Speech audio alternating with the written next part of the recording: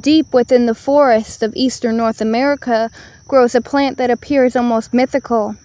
A single white flower emerges briefly each spring before vanishing back into the woodland understory. Beneath the soil lies a crimson-red rhizome capable of staining the hands like blood. This is Bloodroot, a native woodland wildflower tied to medicine, folklore, and controversy for centuries.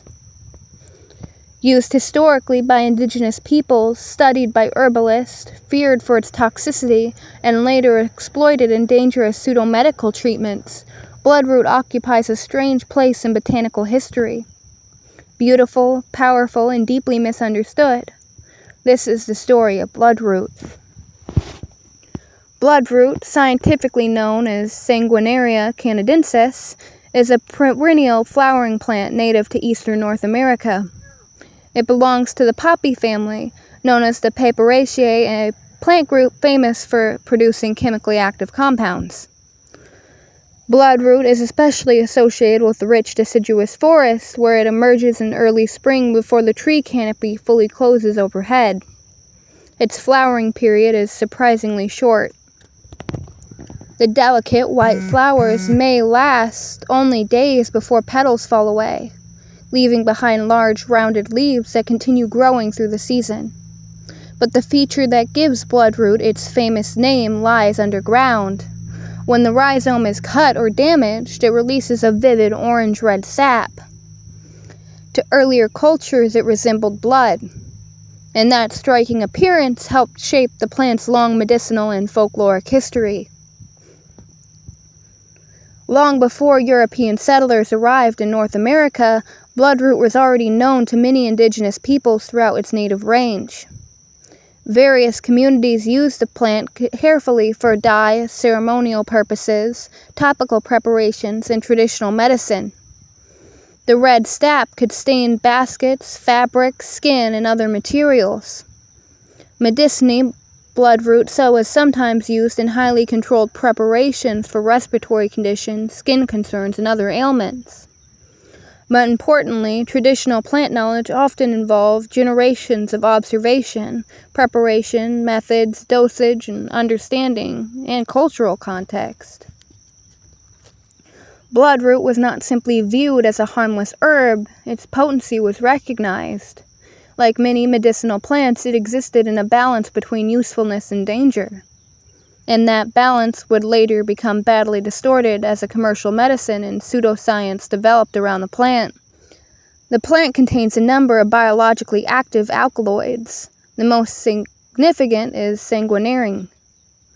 This compound has antimicrobial properties, but it is also capable of damaging living tissue. In high concentrations or improper use, Bloodroot can cause severe irritation, burning, tissue destruction, nausea, vomiting, dizziness, and other toxic effects. The plant evolved these compounds as chemical defenses against herbivores and pathogens, but humans have repeatedly attempted to repurpose these same chemicals medicinally. And that history became especially controversial in the modern era. Perhaps the most infamous chapter in Bloodroot's modern history involved the so-called black salves. Black salve products were promoted by some alternative medicine groups as treatments for skin conditions and even cancer. Many of these preparations contain Bloodroot extract alongside corrosive compounds like zinc chloride. The problem is that these products often destroyed healthy tissue alongside diseased tissue. People using black salve sometimes suffered severe scarring, disfigurement, infections, delayed medical treatment, or even permanent injuries. Medical organizations and regulatory agencies have repeatedly warned against these products, and Bloodroot itself became caught between legitimate and ethnobotanical history and dangerous pseudoscientific misuse. This is one of the recurring patterns in human relationships with medicinal plants. A useful or interesting species becomes exaggerated, commercialized, or dangerously misapplied. Nature provides the chemistry, and humans often provide the chaos. Despite its complicated medical history, Bloodroot remains one of North America's most beautiful native woodland flowers. Its life cycle is brief and almost secretive. The flowers emerge in early spring while forests are still waking from winter. Pollinators visit quickly, the petals fall, and soon the broad leaves dominate the forest floor before eventually dying back again. For much of the year, the plant disappears almost entirely underground. Bloodroot is part of a group known as spring ephemerals. Plants adapted to exploit short windows of sunlight available before tree canopies close overhead. And in many forests, these brief flowering periods are among the most important seasonal events for early pollinators in woodland ecosystems. So while bloodroot is often remembered for its toxicity or strange red sap, ecologically it is also an important native species woven deeply into eastern forest communities. Few plants feel as symbolic as bloodroot, a white flower growing from a root that appears to bleed.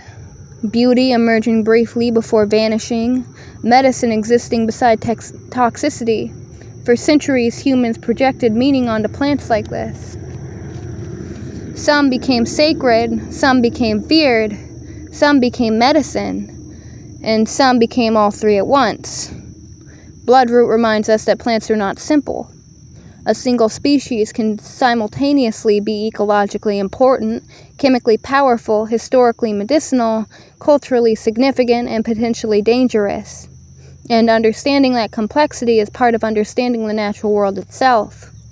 Bloodroot is more than a poisonous plant, more than a medicine, more than a woodland flower. It is part of a much larger story, the story of humanity attempting to understand nature's chemistry, long before modern science fully explained it.